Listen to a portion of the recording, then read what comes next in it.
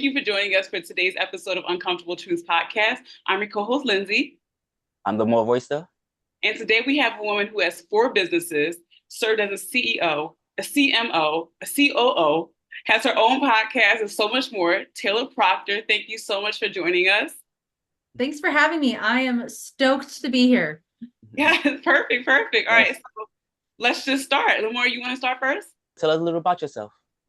Yeah, so as Lindsay mentioned, I am I'm going to say a serial entrepreneur, but mostly what I focus on is I am a business coach, and I help entrepreneurs get good at business so they can get back into the heart of why they got into business in the first place. And we do that through my proprietary method called iMove, which stands for Intuition, Marketing, Operations, Velocity, and Execution. And in terms of the other businesses, and even in the positions I've held in the C-suite executive corporate leadership space, I found that the iMove method works across the board to help grow these enterprise startups, if you will, all the way to growing international teams and departments in the corporate world. So, okay. How does I threw a lot at you right there. No, it's great. So, I mean, really, the first question for me is, do you grow up from a little girl and say, I just want to have a lot of businesses and be really powerful? Like, how does this come about? Did you just fall into these things? Oh, it's totally just fell into. So I will say this, and this is one of the things that I probably should tell my mom. I don't think she knows this. But I remember coming to her when I was maybe 16, and I said, hey, I know what I want to be when I grow up. And she was like, okay, what do you want to be? And I was like, all right. So in the mornings, I'm going to be a DJ. And then in the daytime, I'm going to be a veterinarian. And at night, I'm going to be a journalist. And on the weekends, I'm going to be an esthetician. And not once did she say, well, that's a lot. Not once did she say, well, you have to be a veterinarian. You're going to have to go to school for 8 years. Not once was she like, how are you going to have time to write while you're waking up and being a morning DJ on the radio? Like, she never asked me any questions about it. She goes, okay, awesome. That's going to be so good. And no sarcasm, nothing like that. Was just so like, take it and run. And what I love is, well, my life, I am not a veterinarian. I am not an esthetician. I do love to write, and could consider myself in some ways a journalist, as I think we all are, right? Having podcasts and things like that.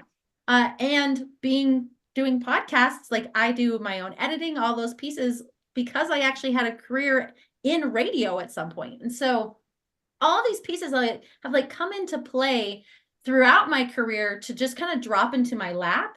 But what's really funny about it is I never had that restriction, right? My mom never put that seed of doubt in my mind that I could do whatever I wanted to do and be as diverse as I wanted to be, right? There was no, well, if you're going to be a veterinarian, like that's kind of why would you be an esthetician at the same time? None of that happened. And so what I love is that with that type of mentality, like I am an owner in 4 very diverse businesses. One is manufacturing for nutraceuticals.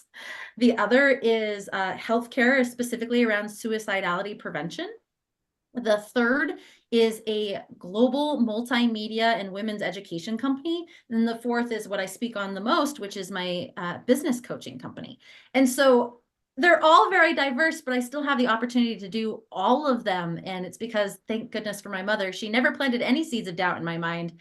And because of that, as things have just happened, I've been able to adapt and be able to embrace them and take them to those higher levels because there is no seeds of doubt.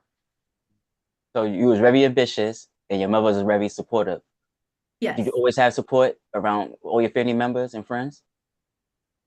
Yes. I would say I did have friendships that I thought would last forever. And I actually had a lot of pride that I'd had friends in my life since 5th grade. And as we grew up, as I moved and did all of these different things with my life, this person, one person in particular, like I was rock solid. Like we are always going to be friends. we've been friends through going to different schools, through living in different states, like rock solid. And I hit certain points in my growth as an individual and in even my, I'm going to say my business acumen, my leadership acumen, that this person started to really feel, I'm going to say, challenged, intimidated, threatened by how rapidly I was growing. And I'm going to say even the confidence I had within that. And it came to a point where she'd been somebody who'd been my best friend since 5th grade, and we turned 30 and we weren't friends anymore. And that was devastating to me because I put a lot of value in the longevity and the strengths of my friendships. And I never thought that this friendship would leave, but it also really opened my eyes to, I don't need the support of people who don't want the support, if that makes sense. Like, she didn't want my support in cheering her on for whatever reason. And so she was kind of trying to pull me down. And I was like, no, that's not, I'm going. And so while I have had a lot of familial support, like from my family, they often have no clue what I do. They do not understand what I do. One time my mom said, oh yeah, so-and-so at work asked about you. And I told them that you design websites.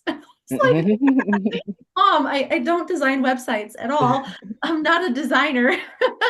But it was just like, they have no clue what I do, but they support me because they know that whatever I'm doing, I'm going to crush it and we'll keep on going. And even if there's obstacles and things that come up, I'll find a way, I'll work through them, and well, here we go. And so that friend kind of turning on me a little bit felt like it came out of nowhere and I didn't know what to do. And it was about 1.5 years before I was like, I think that this is officially done. And because I can't stay in this mode of trying to like hold back who I am to make her happy or to make her comfortable. And so I have had a few little hiccups in close friendships, luckily not in family. And full transparency, I get told anytime I do a post on social media, I will have someone tell me I'm wrong. So thank goodness for the strong family support, decent friend support, but have had to go through some of those prunings, if you will. And then on social media, I get told I'm wrong almost every day, which is also in its own way like this. Okay, well, everybody is entitled to their opinion, but I actually don't believe that there is a right, wrong, good, bad. I think as long as you're aligned morally, legally, and ethically, that you can keep on moving forward and not care so much what people think. For sure. Totally agree. Go ahead, Lindsay. Yeah. Do you think it's inevitable to experience what you did, whether it be with family or friends, to just have them just not be the person that they were?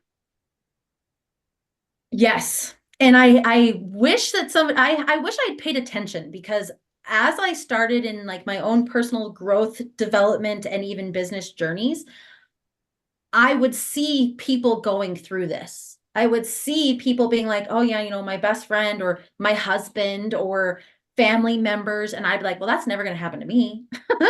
I was very much in that space. I'm like, that's not going to happen to me. I have really strong friendships and super supportive family and a great husband and like all these pieces. And I never thought that would happen to me because I was so confident in what I had cultivated in my life.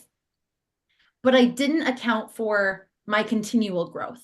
And I didn't account for the inevitability that when you have known people for so long, they start to see you in the way that they want to see you, in the box. And so when you try to come out of that box, sometimes they're right on board with you, and other times they get discombobulated, right? Because that let's say that box is balancing on a column, right? And we were both making sure that it was balanced. And as I climb out, it kind of makes things discombobulated, and they've got to come back to center. And when that happens, they're like, no, come back, come back.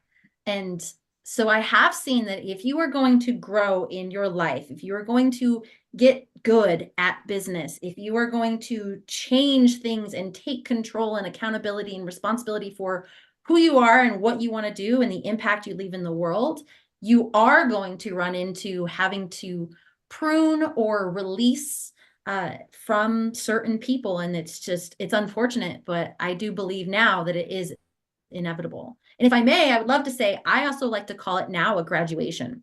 We're in this time that we're recording this, right? It's June. We just had a lot of graduation ceremonies, or they're just happening. And with this friend in particular, I ended up writing, this was a couple years ago, but I ended up writing a graduation letter where I was like, look, we grew up together. We have had shared experiences together, but now we are parting ways. And I thought a lot like a high school graduation, right? Where you grow up with these people and you spend all this time with them, and they have such a crucial part of who you are and how you see the world, but you're also both going to, one of you is going to a college in Boston and the other one's going in California. And like, you're so excited for the rest of your life, and you don't begrudge them for going to a different college, or you don't begrudge them for where they're going. You're kind of seeing it as like, if we stay together, we stay together. If we don't, like, I love and I support you and I'm so happy for you. And looking at it like graduation has really helped with that inevitability, but seeing it in a much more positive light. Just to add to that last question, do you think, because I'm thinking in coaching, people do mention things like this, or maybe that's something that you mentioned to them, like, hey, you might lose some people along the way. Do you ever think it's malicious? Malicious on whose side? On the person who's kind of moving away, like your client, or the person that's someone you know who's doing really well, or you yourself are doing really well in your career. And then you have that person that you love, family, partner, friend, that's just kind of backing away. Do you think sometimes it's malicious, or they just, it's nothing really wrong, it's just life? It depends entirely on the person and on the relationship you had with them, right? I think in the case with my friend in particular, I don't think it was malicious at all. I think that I scared her, right? Because I was growing and I was moving so fast, and it discombobulated, right? It topped the scales. It made things uneven when they've been even for so long. And that said, though, I think that there are people in our lives that sometimes they can't handle that, and the fear comes forward. And in her case, the fear came forward and it was just like, okay, we've drifted apart. In other cases, fear comes forward and people can get aggressive. And I think that's where the malicious piece can come in. But I think it really depends on the individuals and the relationships that you have with them and their mindset, which we know we can't control, but we can continue to hold the line and take that higher road and keep on going. Thank you. Can you share a time when a business strategy failed and how you turned it around? Yeah, absolutely. So I had started, well, I'd love to actually share two, one business and one more corporate side. But in business space, I had built out a program for my company. I had built out a program, and I spent 9 months between building, promoting, selling, all of these things, and it would not take off. And everything, it checked all the boxes, right? It was a product people wanted. It was consistent. It was a price point that was easy to say yes to. I had targeted it in specifically on the right audience. My messaging was aligned. Like, I would talk to people and like, this is exactly what I need. And I could just not get it to sell. And I spent money on ads. I mean, a huge learning experience, which was great, but it was a total abysmal failure. And finally, after 9 months, I was like, this is just not clicking. And I wish I had said that I used my own method at the time of building this, but I didn't. I didn't tap into my intuition first. And so I just started creating this thing that I thought people wanted, and it wasn't aligned and congruent to me as the business owner. It wasn't aligned and congruent to my business. And so I spent 9 months really struggling and slothing through trying to make this work, when once I tapped into my intuition and kind of got that, oh, wait, this isn't even aligned at all. This isn't the direction to go. It was very, very niched down on product instead of, it was also niched down on client, but it was very niched down on product instead of keeping it a little bit more open. And I believe in niching on clients and providing them a series of products, as opposed to niching products and clients. And so it was like completely opposite of what I believed and what actually makes sense for my business.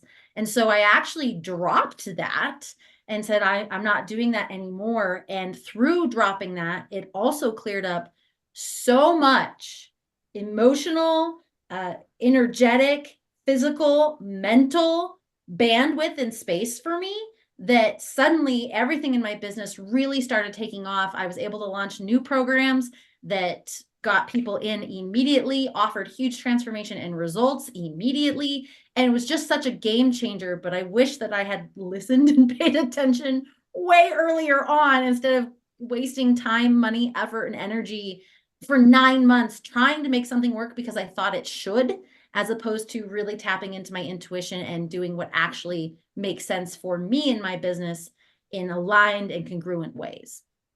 So that's the first one. Oh, okay. All right. I would love to share the second one if we have time. Sure. Go ahead. So a little bit of background, before going out as an entrepreneur fully on my own and now owning 4 different companies, I worked for 15 plus years in corporate marketing, operations, leadership, strategy, etc.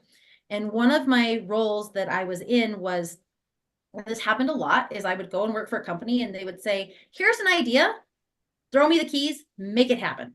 So one of the companies I worked for, they said, hey, we have this idea. We don't have anybody to run it, make it happen.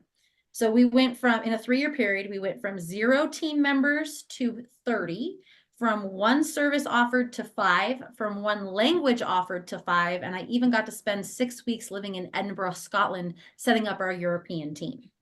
So big, massive growth.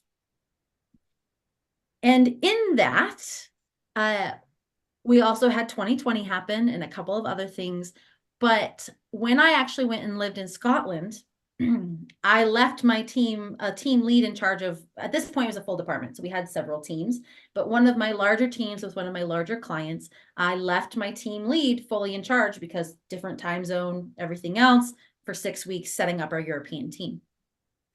And when I came back, I don't know what happened, but I was like, I had a completely different leader and same person, but she had secretly married one of my team members, was doing all this nepotism, like weird stuff. And like, so I come back after 6 weeks and I had other colleagues that were same level as me where I'd been like, hey, keep an eye on this. You know, I did not leave her high and dry. But I came back and she was a total different person. And the culture of the team had tanked. Because of course you expect that it would. She secretly married one of the team members. She's giving him all the great projects, you know, all of these things. They're cuddling up with each other while they're working on analytics. Like it was, and I didn't see any of it because I was gone. And then when I came back, they were kind of hiding it, but everybody on the team was like, this is a joke, we're quitting. And I was like, wait, what? What happened? And I had cultivated this team from 0 to now 30 team members. And so, and I had a really strong emphasis on culture. And so one of the hardest decisions I had to make was I actually let both of those, that leader and the employee, go because they secretly got married. They didn't talk to HR about it. I mean, all these things. But ultimately it was like the leadership and the culture just went down the drain. And so that happened in January, and end of January, early February, you know, short month, we got some things going and really tried to save and salvage the culture. And then March 2020 happened, which in the United States, that is when COVID hit. And so suddenly we went from being an in-person team and playing games together and really doing what I could to build the culture up and regain that trust, which can happen so much easier in a person-to-person physical format. Now we were doing that in a virtual format as well. And so luckily we were able to turn it around. I spent 9 months, must be the time frame. I spent 9 months not only doing my job as a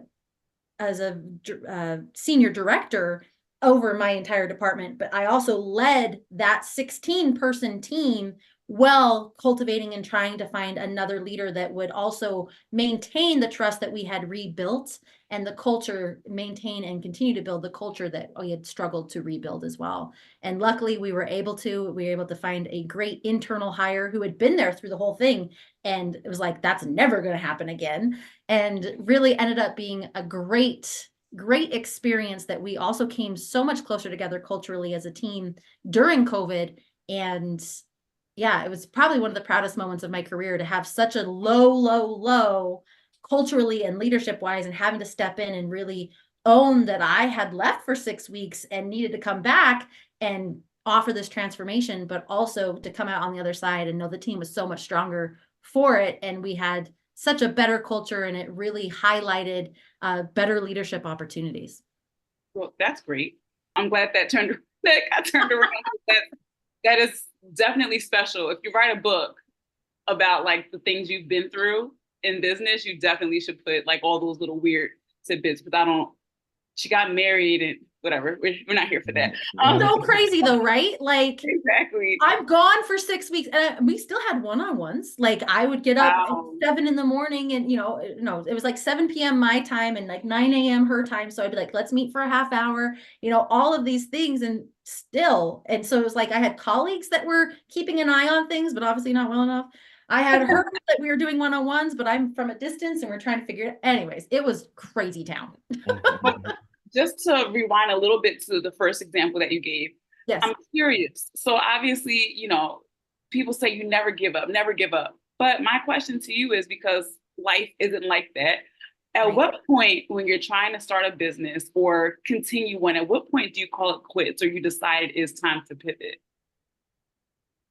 So I would take that at a level deeper. I think that if someone is called to start a business, be an entrepreneur, they're in that space, I don't suggest calling it quits, because there are so many ups and downs. And like I told you, every time I post, I have somebody tell me I'm doing it wrong. Right? Like if you care about what other people think, there are emotional lows, and if you are like, I only have 3 sales calls this month and each one is high pressure because I need the money. Like there's so many pieces of business that, especially in those beginning phases when you only have 3 sales calls instead of 30, right? It takes such an emotional toll that it is really easy to throw your hands up and be like, I'm out, right? And so I actually don't suggest giving up on being in business. I do suggest like, hey, look at alternatives. Look at alternative outside of the box ways that you can make money with your business, but also like if you need to go get a job so you can support yourself and take the pressure off so you can have fun and come back into business in a great non-desperation way, do that. That doesn't mean you quit. That being said, I quit a product offering a service specifically because it was no longer aligned, and actually never was, but I have quit offering services before because they no longer excite me, and I can't show up with the energy, especially as a coach. I can't show up with the energy to give my clients 100% if it's a product I'm starting to hate. So if I can offer an example there, I actually hosted an online paid book club for 3 years. And I loved it. And we had great people that were in it with us. It was reoccurring revenue. It was great because I love personal development. I love reading. I was totally into it. And after about 3 years, I just started to feel the shift. And I was like, I really don't think this is what I need in my life anymore. I don't think this is what my clients need anymore. It doesn't really align with my business and my brand and the direction I'm going anymore. And so I decided to shut it down and walk away from it. I also, fun fact, I have a mastermind right now that's been going for 7 months. And this month is the last month I'm doing it, and I'm closing it down because it no longer feels aligned to have a group coaching program. And I'm seeing that in this economy and the way things are currently set up, that in my eyes, it's actually unethical to have a group program. And so I'm shutting that down so that I can be more in integrity with what I believe my clients need and what I believe I can offer at a high energy level. So I think taking a look at quitting a product or an offering because it's no longer aligned or it's not working or it's not in integrity, that happens all the time. Right? That is business 101. You're constantly iterating, you're pivoting, you're making adjustments. But quitting business, I wouldn't put that on the table. I would find alternative routes to be able to support that. And, taking out the coaching side of it, one of the companies that I'm an owner in, the manufacturing one, we actually started out as a social media app. And we raised millions of dollars for a social media app. And then things shifted and shifted again and shifted again, and we've pivoted. And now we do manufacturing. And it's feels like it's a totally different world, but the path was this ball, if you will, but we rolled with it. And now we're at a successful, profitable business that started out as something totally different. But because we were willing to adjust what we offered and find the thing that worked, we ended up on the other side of the bridge being like, this is actually what we were supposed to do. So don't ever give up on the business. Maybe give up on the products, the offerings, the services to find the things that are better aligned. Thank you. How do you stay ahead of the curve in an industry that are consistently evolving? Yeah, I'm gonna lean in on intuition and energy again. And I know that makes me sound super woo-woo. I'm not the most woo-woo person in the world. I'm very analytical and driven, if you can't tell. But I think that the intuition piece is a piece that is really missing in the business world that needs to have a voice, because everybody who I know that says they follow their intuition, they find success. And the ones that are, I'm doing it because I should, or because of this and this, that's the ones that really struggle through. They aren't able to maintain the energy. They feel the burnout. Their products aren't selling, like all of those pieces. So ultimately, to answer your question though, I lean into how things feel and what I'm seeing my clients feeling or needing. So good example there, like I mentioned, is I have a group program that I'm shutting down because in this current economy and the way things are going right now, I'm like, I actually feel like it's unethical to have a group program where people can get lost and left behind, and they're paying to work with you, but you're not giving them the personalized attention that they need. And their business is not a cookie cutter business. So why should the group program be? And I'm like, actually, I think that's really unethical. And it's keeping people locked in to expensive programs that may no longer be aligned for them because they signed up for a 6-month or a year-long program with a group and it's no longer aligned and they have another 6 months to go. And then it's that weird pressure of like, okay, well, do I keep on showing up even though it doesn't make sense for me anymore? Or do I say, hey, I don't want to pay anymore, and it causes this problem with the coach? Like there's so many nuances that happen in that I'm like, I don't want anything to do with that anymore. I think that what my audience needs and what they really want is one-on-one personalized attention on a month-to-month basis, so that they can continue to grow and evolve without those restrictions and those obligations that you shouldn't have to have with a business coach. But that said, I'm seeing that happening right now in real time, and I'm feeling it energetically and with my intuition as well. So yes, we can read stock reports, and yes, we can see the economy and all of that, but I think really being honed in on what your audience is needing, as well as asking for, and your intuition of what actually makes sense for you as a person that you can be excited and show up for, is the way to stay ahead of industry trends. So obviously businesses are supposed to make money. That's what they are. It's business, right? It's not a business if you're not making profit. Right, right. So with that being said, how do you find the balance, and how do you coach your clients to find the balance between making money and caring about the client or their customers or whatever their business is? Yeah. Oh, I don't believe those are mutually exclusive. So, and I think that's a very common mindset amongst business owners is if I'm making a ton of money, my customer experience suffers. And that is not the case at all. I think that as if you are providing value, and I'm going to lean in the coaching space here because this is really in that, those mindsets are much more prevalent in the coaching world.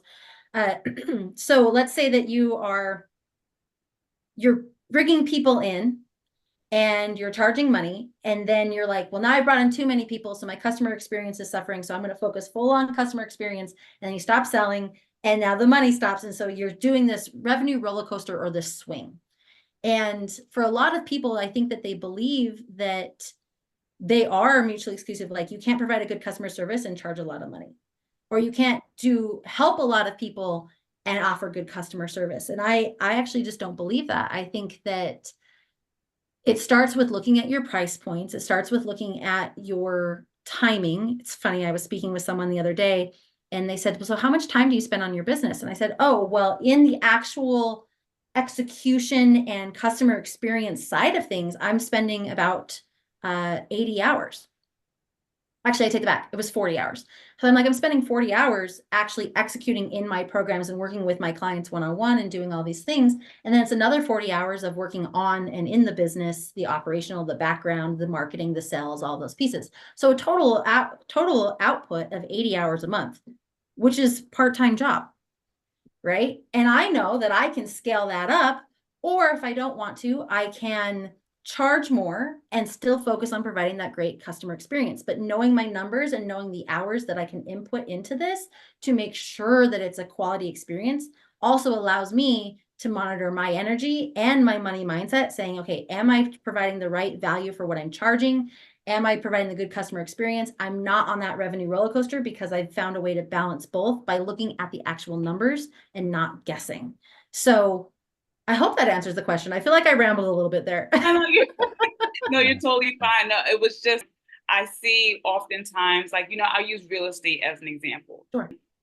I feel, and I'm not a real estate agent, so maybe this is just a fantasy of mine, but I feel that as a real estate agent, your mission is to find comfortable, affordable homes, and satisfy, your client. Right. But it seems to me in this new world of, and now we've always been a capitalist country, but I feel like it's just gotten really amped up. Yeah, way worse within the past few years, especially since COVID.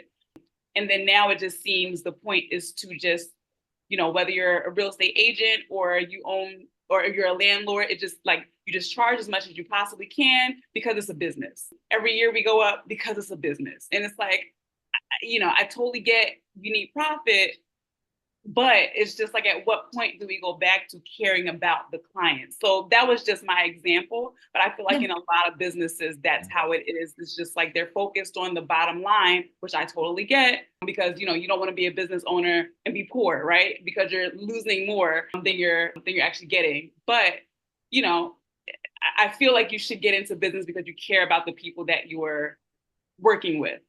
Absolutely. Well, and I love that example too, because I believe, especially now with AI, post-COVID, all this stuff, like 2024 and beyond are the years of the personal brand. And so as a real estate agent, right, the thing that sets you apart is showing up in integrity and offering that customer experience, because that word of mouth is going to come through. People are going to see that in your marketing, all of those pieces where that personal brand that is, I'm all about customer experience. That makes sense. And that's going to be the differentiating factor, especially in a world right now where it seems very heavy on those other pieces, on the bottom line. But also, I think that there's the bottom line, there's making money. And then I think that there is a huge push to take advantage of people. And I don't believe in that. And I mean, even in my own business, you'll hear me say, I do have higher priced programs in my own coaching business. I do have higher priced programs, but I also believe in getting good at business should be affordable. Right. And I've had conversations with people that are like, well, everybody else says go after the high ticket clients. And I'm like, okay, let them go after the high ticket clients. I'm not, and they're in the group program that now I think is unethical. So there you go, right? Mm-hmm. But it is like this, hey, let other people do their thing, like what you feel called to do, and you show up, because here's the other thing. Money is just an expander, right? The more money you get, the more expands who you already are, right? And so if you're the type of person who is all about that customer experience and providing that value, those solutions, that transformation, that care, that is going to be expanded the more money that you make. And that's already going to even you out, right? Because you care about that. You're not going to change who you are. And I think that by leaning into who you are and that customer experience and that joy of offering that solution and those things will help your business grow in the long run, especially now, because there is such an inundation of this other side that it's actually a real differentiating factor to stand out from the crowd by being in integrity and loving your clients. Yes, that's funny that she mentioned landlords and people that own property, because I got a crazy story where I actually tried to rent an apartment one time, and the rent was only $1,300 a month. And so, like in New York, you only got the first month rent and security. If they ask you for any more, it's illegal. So, the lady calls me. She's like, such. I'm like, yeah. See how much you make? I think I made around $65,000 that year. But in New York, you got to make $80,000. Right. And it's like 40 times law, I think it's called. Mm-hmm. And So this lady, instead of just asking me for the $2,600 for the first month in security, she wanted $5,000. And like that's all the money I had, and I didn't want to take a chance on giving that lady $5,000 just for an apartment, knowing that she only supposed to ask me for a month rent and 1 month security. Yeah, no, and it is one of those things too, where I think on the landlord side of things, it's an interesting market, right? Because people do need places to live. And so people are, these landlords and these individuals may be trying to take advantage of it. But that also comes into play where like I personally love money. And so I'm like, okay, I'll just make more money so that I can go buy my own property and then be an ethical landlord. Like that's how I look at things, where I'm like, yeah, bet, let's do it. Like game on. I'm gonna go make a whole bunch of money, buy an apartment building in New York, and then treat my tenants ethically, you know? Yeah, we need more people like you. Yes. But that is the like, I'm a big fan of the be the change you want to see in the world, right? And I can't get mad, and not that you guys are, but like I can't get mad at how other people behave. I can only see that and go, I'm gonna do it differently. Yeah, of course. I mean, I just get mad, but that's the more logical way to handle it, right? It's a lot less stressful to just make the change. I wanted to get more into, you mentioned all four of your businesses, but one of them, actually two of them, I was interested in the women's one. Forgive me, I don't remember the exact words that you said, but the one about women and the one about, I think you said suicide prevention. Mm-hmm. So if you could go into those for me, I feel like those are really important topics. Yeah. So the first one is called Win Win Women, and it is a global community and the world's only interactive women's network.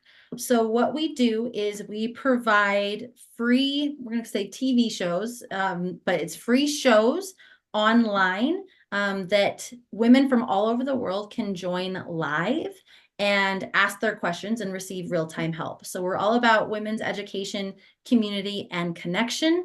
I am a partial owner in that. I was the COO for them for about a year, and I have ownership equity, and now I'm on the board of directors. But we are in over 35 countries. We have over 250 shows that are going out, and our goal is to have shows available 24/7 for any woman anywhere in the world for anything that she needs support in her language. So we are working on a lot of really cool moving parts and pieces there to continue to empower the women of the world, whether it's in topics of parenthood, business, finances, relationships, style. I mean, the sky's the limit in women and what we are interested in. We're interested in everything, right? And so having shows and channels and show hosts that are really offering those opportunities to be there, have 24/7 coverage across all of those channels, so that someone like me, if I'm up at 2 a.m. and I'm wanting to learn something about business, there's an expert that I can go and actually interact with live while they have their show teaching me the information that I want and needed. So that is the Women's Education and Multimedia Network. Okay, that's wow. Okay, all right. And super cool. Prevention one. So suicidality prevention is actually it's a topic that's near and dear to my heart, but this is another one where I'm lucky and honored to be an owner. I have a dear friend that came to me, and her story is amazing. So she was suicidal, and as was her brother. So they were both suicidal, and she went and got help from a program, and it changed her life and it saved her life. And he did not, and he actually ended up taking his life. And so she is on a mission to help prevent suicides and offer programs like the one that saved her to help save people across the world. And so she's got her story and she has the experience, plus she's now certified and trained in that program to be able to offer it as well. And she is married to a wonderful gentleman, a war veteran and certified clinical therapist who's helped over 4,000 people. And so he has the therapy and the medical background and those pieces. And they came to me and said, we want to start an institute. It's really dedicated to helping heal people, whole body wellness, not just throwing medication at people, but really helping save their lives and preventing suicide. But we do not know how to run this as a business. Will you come in and be a business partner? So I am honored to be a business partner and helping run the business side of it, to help this business make the biggest impact possible in the world. Thank you. That's Yes, beautiful. yes, very positive. Thank you for doing that. And thank you for them to actually caring Yes. to make awareness. Yeah, no, it's, like I said, it's very dear to my heart. And I feel like we kind of are the three of us are a really good combination, right? Because we all are so dedicated to it. But he has the medical, clinical, the piece that you need. Yeah. She has the story and the heart and the program and the piece that you need. And then it's like, we can have, I see this all over where people are like, I have this message I want to share, and I know it can change people's lives, or I have a program that I know will change people's lives, but I don't know how to get it in front of people, and I don't know how to treat it as a business so that I can survive and other people can survive and thrive. And so that's where I get to come in, and I'm just so honored to be able to do it. Suicide prevention program. Do you ever encounter people that's just self-destructive? So the program is dedicated to helping people really have that full life transformation. It's a 4-week program with complete detox and is actually an inpatient program. So it is meant to fully separate the individual from the everyday life and really clear both physically. We offer clean foods, nutritional, like big detox. Then we have medical therapies and things like that as well. And so everything is about helping the individual really save and transform their lives. And so if they are at a point where they're ready to be there, then we absolutely can help them. And we do run into individuals who are in the lowest of the low, but have that hope that they can change. And that's when they come to us. Just to change the subject a little bit, I need you to tell our listeners or our watchers or viewers, because I say this all the time. People think the easy way out is starting their own business. Exactly. I laugh at it too. They feel, I'm not built for a 9 to 5. I don't want to answer to anyone, to which my response is, you're answering to whoever your clients are or your customers or your viewers. 9 to 5, you wish, is going to be 9 to 9, 8 days a week.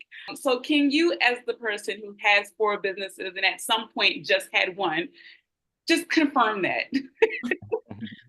Confirm, stamp of approval. It is so true. It is so freaking true. Not everyone is cut out for business. And if you think that it's the easy way out, you're in for a rude awakening. Because when you're working in the corporate world, and I will admit, I was in very entrepreneurial positions. Like I said, they would say, we have an idea, make it work. And so I was thinking about my team and the departmental growth and all those things all the time, like it was my business. So it was really easy, and I'm very well suited for business. But I remember back in the days when I started in corporate, I was a copywriter, and I would work. I'd get told what to do. I would do it. I'd be proud of my work, and I'd go home and I wouldn't think about it until the next day at 9 a.m. Mm-hmm. Right. And it was so nice and in its own way. And that was easy. Right. Yeah, sure. You may have internal politics and a boss that's not fully understanding you, but you got a consistent paycheck, and it's your choice to enjoy your work or not. It's your choice to enjoy your workplace or not, but it is a very consistent setting. And so consistency is easy. Inconsistency is not. And starting a business, I'm all about consistency. We do everything we can to build up that consistency so you don't have that revenue roller coaster. But that said, right, it is an inconsistent and unstable space until you can make it stable. And so if it's being considered that's the easy way out, oh my gosh, have you ever tried to stabilize an earthquake building? Like, you can't. Right? You have to let the shaking stop and rebuild, and then make sure that when the shaking happens again, that it's swaying with the earthquake. And that is business ownership. It is not easy. It is definitely not the easy way out of the corporate world. But in my opinion, and especially as a business coach, it is so rewarding when you can work through those shaky moments work through the uneasy moments to come out on the other side, but it is never easy. And even as a person with ownership and owning 4 businesses, right? Like, I'm thinking about them all the time, and there are ups and downs, and there's moving parts and pieces, and being in integrity and all of that. And it's certainly not show up, come in, do my thing, and check out, and have somebody, especially having somebody tell you what to do. It's you got to tell yourself what to do, and it's a whole thing. And I mean, my whole deal is get good at business, because so many people come in and they have a reason they want to be in business, whether it's transformation or solutions, and there's a heart to why they got into business. And then they find out all the moving pieces and parts and go, damn, can I just get good at business already so I can get back to why I got into business in the first place? And that is what I help with. But that said, it's not easy to get good at all of those different areas. And it's certainly not easy to do it on your own, especially if you're like, and I'm making the leap, I'm not cut out for 9 to 5. Props to you if you do that, but don't expect it to be easy. Do you also feel that just because you have a skill or a passion, that means you need to start your own business? No. No. I think, especially if it's something you're passionate about, sometimes turning it into a business is a blessing or a curse, right? I started my coaching business actually as a happiness mentor and like a life coach, and really realized that a lot of my clients needed help in business. And here I was running my corporate job at the same time, literally running businesses. Like, I didn't even have a boss at one point for that 30-person team. I walked around to the C-suite of the company I worked at and was like, can I just have a half hour of your time once a month so that someone in this company knows what I'm doing? Right. And I was running my own finances, like the whole deal. And so it really was like it was my own business. I was doing my own business on the side that was happiness mentoring, and I was passionate about it and I loved it. But truth be told, it probably shouldn't have been a business. But then when I really leaned into like, what am I good at? What do I love and want to continue to learn? Because there's a whole other side of it that is, I'm really good at this, I love it, but am I willing to take it to the next 20 levels higher and learn it, not only as a skill, but as a business? I actually was speaking with a client today, and she's a hairstylist, and she's like, I'm great at hair. I should have never gotten into business. And it was like, oh, smoke. Well, like, holy smokes. She's like, nobody teaches you how to get good at business, which is hilarious because she's a client. So we're working on that, right? But she was like, I feel like I never should have gotten into business. It is so hard and so different. She's like, but I love what I do. It's all the surrounding pieces of it being a business. And so I don't think that you have to, just because you're good at it or just because it's a passion doesn't mean you should go in business for it. Like, really consciously think about it, explore it, and understand, going back to the original question, it's not going to be easy, and you have to really love all the aspects of the business, not just the skill or the talent or the passion you have for the one facet of this huge diamond. Double down on the first question she asked you. How do you challenge high achievers who think they already made it? Well, I would say that if somebody's already made it, there's a high likelihood, and they think they've already made it, there's a high likelihood they're not connecting with me. They're not my ideal clients, right? And I believe my very personal purpose in this life and in this world is to learn and grow and make an impact. So, like, in that order: learn, grow, make an impact. And so for me personally, I tend to attract people who also want to continue to learn and grow and make an impact. And I do not attract people who are done. Because also, I don't think anybody's ever fully done. And if you believe you are, holy smokes, you're going to be in for something soon. But I think that it's not my role to try to take those people and push them further and higher. There are people that can do that if they're open to it. But for me, I'm just not bringing in people who feel like they already know it all. And so it's not my place. I don't accept that it's my place to try to push them further higher when their mind's closed to that. Well said. Have you experienced or knowingly experienced any type of sexism in your businesses? Like, towards you specifically? When I was running corporate, no. In my businesses, themselves, no. I will say this. You know how I told you every post that I post, I have someone telling me I'm doing something wrong? They're men. It's always a dude. It is always a guy. And like, I've done some posts before where I told a story about going to a car show. I have a limited edition Porsche. And so I was told a story about the orange one that you have in the photo. know it. Yeah. Okay. No, it's gorgeous. All right, continue. And I love my car. It's beautiful. Right. So yes, it's an orange limited edition Porsche. And I told the story about going to a car show. And the whole thing was about like, I went to a car show once and I felt like my car didn't fit in. And I got overlooked a lot because it was like, my car is very rare, but you don't know it unless you know Porsches. And I was buying all these supercars that everybody was like, that is amazing. And like, oh, little Porsche. Right.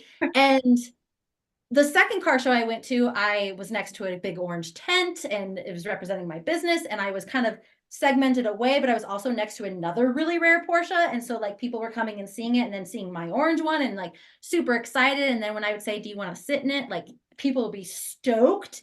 And it was just a totally different experience. And so I shared this post about placement and energy and audience and how that can make such a difference. And I had two, I'm going to say total bro marketers come on and be like, well, it's all about your perception. And I was like, did you not read the post? Like, I don't need you to tell me. And best of luck with your business and at your next car show. And I was like, I don't need you to tell me what to do. And it was so, and I'm like, I know if I wrote this from my husband's profile, would have been, oh, bro, that's so awesome. Good for you. Like totally different vibe. And so I don't experience it that I'm aware of. And I also try not to be aware of it because that just pulls me down. Right. I'm not aware of it in these other categories, but I do see it quite a lot in the online marketing world where inevitably when I'm told I'm doing something wrong, it's because it's wrong by some dude's standards who has no idea who I am, what I do, or why I do it. But because I'm a woman, I'm wrong. Okay. What's the toughest question you had to tackle on air? Toughest question I've had to tackle on air. I had someone once ask me specifically my biggest like trauma. And in the grand scheme of things, it's not that traumatic compared to what I know other people have experienced. But being a leader in the spaces that I'm in and being a leader of large teams, that one kind of threw me for a loop because I was in the middle of it. And I had, out of a huge team, I had 2 team members who were dissatisfied and thought some really crazy stuff. And not the same 2 team members I had to fire, new different team members who got crazy stuff in their brains. I don't know. But, which was really hard though, because like they really turned on me and thought that I was trying to fire the whole team and started like spreading all these rumors about me, and they took it to online.